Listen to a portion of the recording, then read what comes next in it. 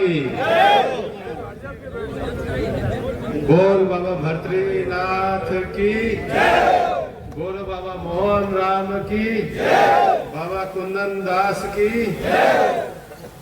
मंच पर उपस्थित हमारी पार्टी के वरिष्ठ नेता सम्मान्य रामेश जी, हमारे अलवर के वरिष्ठ नेता सम्मान्य बनवारी लाल जी, मंच पर उपस्थित हमारे जिला प्रमुख भाई बलबीर छिल्लर जी, हमारे जिला अध्यक्ष भाई महासिंह जी, अशोक जी है क्या? अशोक जी हमारे अशोक जी,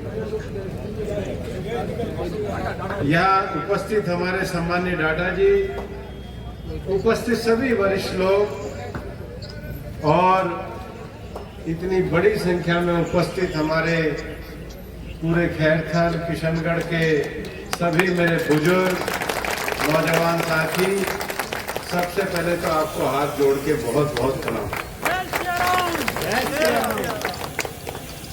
और मैं विशेष रूप से यहाँ उपस्थित हमारे डेयरी के चेयरमैन नितिन सांगवान जी, पूर्व चेयरमैन बन्नाराम जी, हमारे मंडल अध्यक्ष मनोज मित्तल जी, मनीष शर्मा जी, राजकुमार जी, सुरेंद्र जांगीर जी, यशपाल शर्मा जी, अनूप यादव जी, बहन अंजलि जी और हमारे हेम सिंह बड़ाना जी के बेटे भी अब तो सुरेंद्र यहाँ पर हैं।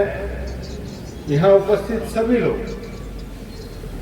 आज ही बंगाल का कार्य संपन्न हुआ और लाखों की संख्या में आज शपथ ग्रहण समारोह में बंगाल की जनता ने जो आशीर्वाद दिया है, सबसे पहले बंगाल की भूमि और उनकी जनता को मैं बहुत बहुत प्रणाम।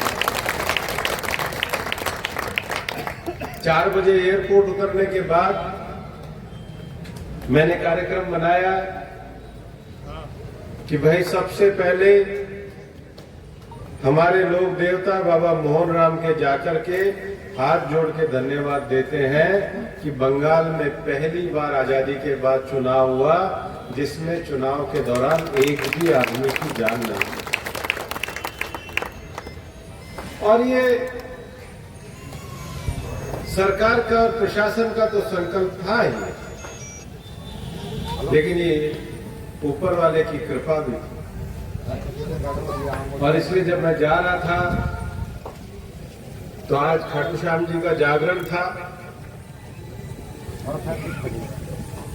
रामगढ़ में, तो माने रामेश जी ने कहा कि किशनगढ़ होते हुए जाना और इतनी बड़ी संख्या में आपका प्यार और आपका उत्साह देख करके मेरी चुनाव के 8 महीने की थकान पूरी उतर गई।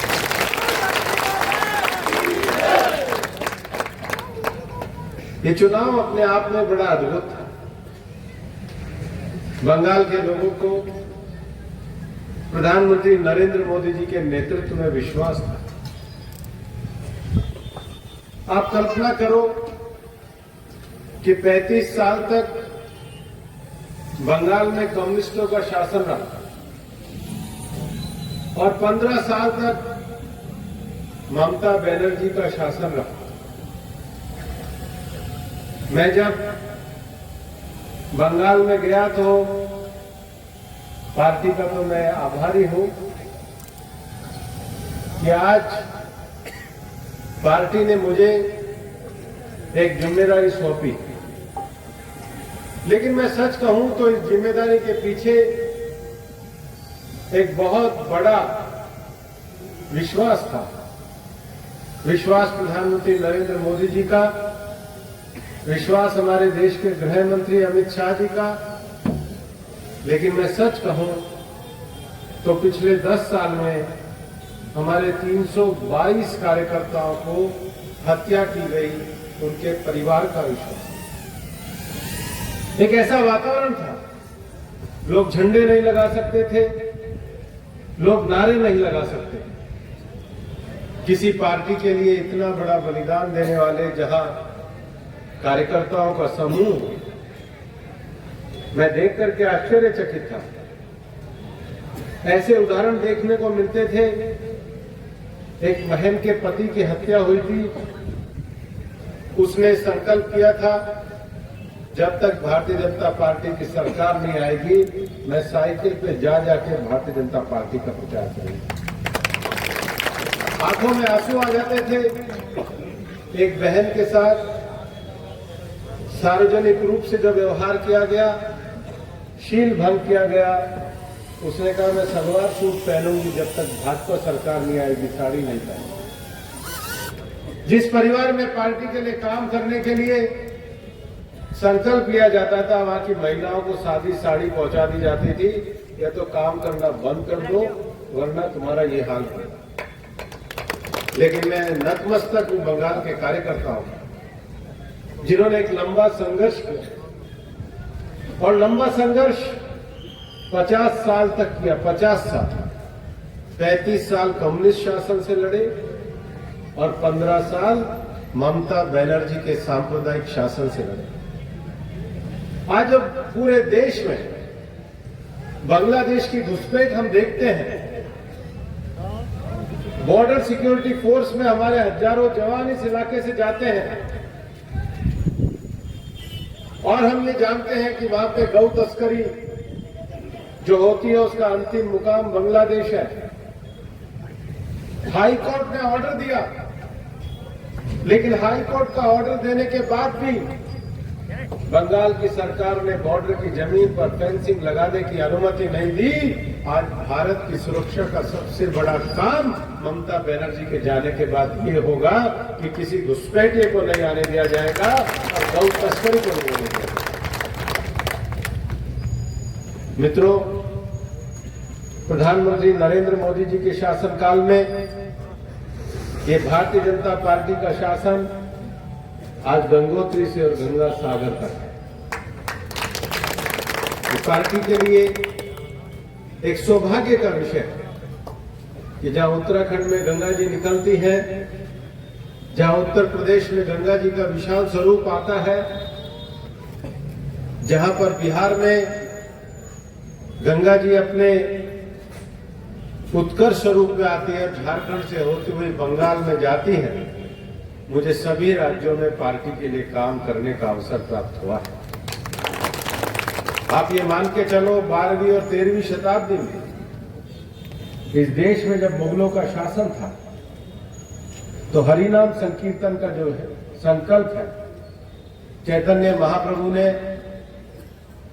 हरे कृष्णा हरे राम का जो महामंत्र दिया वो बंगाल में गंगा सागर में नवद्वीप में ही पूरी दुनिया को दिया है। इस देश के आजादी के आंदोलन को मूल प्रेरणा देने के लिए जो वंदे मातरम का गीत गूंजा है, वो वंदे मातरम का गीत भी बंकिम बाबू ने बंगाल की धरती और नवद्वीप के क्षेत्र में किया है। जिस धरती ने हमको हरिनाम संकीर्तन दिया, जिस धरती ने हमको वंदे मातरम दिया, उस धरती को भारत की राष्ट्रीयता के साथ जोड़ने का एक बड़ा संकल्प आज बंगाल की जनता के आशीर्वाद के साथ पूरा हुआ है। इसलिए बंगाल की जनता को हम नमन करते हैं। और इस बार चुनाव भी बड़े निष्पक्ष हुए। आपको आश्चर्य होगा, जो लोग वोट चोरी की बात करते हैं, बंगाल में कम्युनिस्टों के समय से एक काम चलता था कि जो लोगों के वोट ट्रांसफर हो जाते थे, जिन लोगों की डेथ हो जाती थी, ये बूथ अनुसार उनकी सूची तैयार करते थे और उस बूथ अनुसार सूची को छापा करते थे। आज जब मतदाता सूची स्पष्ट हो गई है तो इनकी हार पूरे तरीके से हो गई। मैं आपको ये कहना चाहता हूं कि भारतीय जनता पार्टी के जिस राष्ट्रवाद के विचार के लिए डॉक्टर श्यामा प्रसाद मुखर्जी ने अपना बलिदान दिया, उन्हीं डॉक्टर श्यामा प्रसाद मुखर्जी की जमीन पर आज कमल का फूल लहराने का काम हुआ है। मैं एक बात बताना चाहता हूं कि कांग्रेस वाले बहुत वोट चोरी की बात करते हैं। उनसे पूछो कि 1960 के बाद तमिलनाडु में कभी कांग्रेस की सरकार नहीं आई। 1967 के 70 के बाद कांग्रेस की कभी बंगाल में सरकार नहीं आई। 26 साल से उनकी कभी बिहार में सरकार नहीं आई। 30 साल से उनकी कभी गुजरात में सरकार नहीं आई। एक बार कांग्रेस जहां से चली गई वापस लौट के नहीं आई। आप पूछोगे क्यों नहीं लौट के आई? सबसे बड़ा उदाहरण अभी तमिलनाडु में देखो। कांग्रेस चुनाव लड़ी डीएमके के साथ, सरकार आई किसकी? टीवीके की। अभी तो आई भी नहीं, और कांग्रेस ने सत्ता देखी और वहां पे लपक ली। ये कांग्रेस का हाथ मौका परस्तों के साथ। केवल मौका परस्ती कांग्रेस का काम है, और भारतीय जनता पार्टी पूरे तरीके से विकास के मार्ग पे चल रही है। मुझसे पूछा कि बंगाल से आज मैं जब 2 बजे निकला, दोपहर में शपथ पूरी हुई। उन्होंने कहा कहाँ जाओगे? मैंने कहा भाई निकल के सीधे अलवर जाएंगे और अलवर की जनता को प्रणाम करेंगे। और कल ही 11 बजे हमने अपने लोकसभा क्षेत्र के सभी डीसी एसपी को बुलाया है, और जिले के जो जो हमारे विकास की परियोजनाएं रह रही है, खैरतल, किशनगढ़, भिवाड़ी, बहरोड और अलवर के जहां भी हमारी योजनाएं पूरी रह रही हैं, उनकी हम समीक्षा करने का काम कल 11 बजे से ही शुरू कर देंगे, क्योंकि हम अपने प्रधानमंत्री जी के आदेश पे काम करते हैं, जहां एक ही काम है, लोगों की सेवा के लिए काम करना। और मैं आपको एक कहना चाहता हूं, माननीय मुख्यमंत्री जी का कार्यक्रम बन रहा है। पिछले दिनों किशनगढ़ और खैरतल में भी हमने योजनाओं का लोकार्पण किया था, और अब हम जैसे ही मुख्यमंत्री जी का इस सप्ताह 15 तारीख की संभावना कार्यक्रम बनेगा, तो 300 करोड़ की योजनाओं का भिवाड़ी में और 300 करोड़ की योजनाओं का अलवर में शिलान्यास नहीं करेंगे, पूरे वे प्रोजेक्ट के उद्घाटन का काम ये हम पहले किस्त में करने का काम करेंगे। मैं आपको ये कहना चाहता हूं, इस देश और दुनिया में महान योगियों और संतों ने पूरे दुनिया को रास्ता और मार्ग दिखाया है। आप ये मान करके चलना कि बाबा भर्तृहरि ने अपने समय के बड़े साम्राज्य को छोड़ा था। हमारा उद्देश्य केवल सत्ता को भोगना नहीं होना चाहिए। हमारे जीवन का उद्देश्य मनुष्य के नाते सेवा करने का और सत्य को जानने का भी होना चाहिए। सत्ता को भोगना एक विषय होता है, लेकिन सत्य को जानना ये जीवन का लक्ष्य होता है। और हमारे जब हम कहते हैं एक ओंकार, मतलब एक ही सत्य है, एक ही चिरातन है, और ये हर व्यक्ति के जीवन का लक्ष्य होना चाहिए। लेकिन इस लक्ष्य के साथ जो दुनिया को भारत सबसे बड़ा संकल्प देता है, उसके लिए बहुत आवश्यक है कि हम 2 काम करें। अपने सत्य के और आत्म जागरण का जो उपयोग है वो लोक कल्याण होना चाहिए, और इसलिए दोनों विषयों को लेकर लगातार काम करने का भाव, चाहे हम किसी भी क्षेत्र में काम करें, हमको आगे बढ़ना हो। सांसद बनने के बाद डेयरी के क्षेत्र में, खेल के क्षेत्र में, ई गुरुकुल में, लाइब्रेरी के क्षेत्र में, सड़कों के विकास के क्षेत्र में हम लगातार काम कर रहे हैं। लेकिन मैं आपसे फिर निवेदन करना चाह रहा हूं, उतनी ही ईमानदारी से हम पानी के लिए भी काम कर रहे हैं, और उस लक्ष्य को भी हम प्राप्त करें। और मैं ये कल्पना नहीं कर रहा था कि आने के बाद आप सबकी इतनी बड़ी संख्या में मेरे को दर्शन करने का और मिलने का अवसर प्राप्त होगा। मैं जब भी अलवर की धरती पे आता हूं, आता के रहता ही यही हूं, मैं जब भी आपके बीच में रहता हूं तो लोग पूछते हैं, भाई भूपेंद्र जी आप इतना काम कैसे कर लेते हो? मैंने कहा भाई ईश्वर का सौभाग्य है, अलवर की हवा ले आता हूं, फिर काम ही काम कर लेते हैं। तो आप जो मेरे को ताकत देते हो, मैं उतनी विनम्रता के साथ आपका हाथ जोड़ के प्रणाम करता हूं, और ईश्वर से प्रार्थना करता हूं कि मैं आपकी सेवा करते रहूं और जो पार्टी नेतृत्व ने जो मुझे जिम्मेदारी और दायित्व दिया है उसको भली भांति पूरा करूं। बहुत बहुत धन्यवाद। जय हिंद, जय भारत। भूपेंद्र यादव, भूपेंद्र